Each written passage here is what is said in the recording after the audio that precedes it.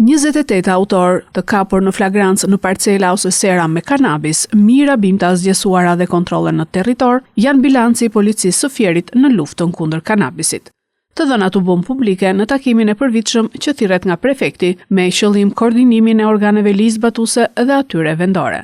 Drejtori i policisë së Qarkut, Skënder Hitaj, duke e cilësuar kultivimin e bimëve narkotike si element që prek sigurinë, bëri të ditura rezultatet.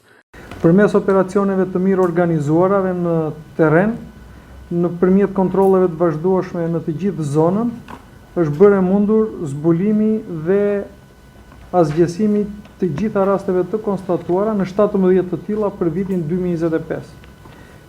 Të 17 rastet kanë qenë me autor dhe gjatë vitit 2025 vlen të përmendet që është bërë një punë e mirë nga gjithë strukturat për faktin që janë kapur në flagrancë të gjithë autorët e krimit në vendin ku kultivonin bimët narkotike në bazë të informacioneve policore, në bazë të procedimeve penale të ndjekura, dhe kjo është si fal rezultatit shumë të mirë të burimeve të informacionit që kemi pak.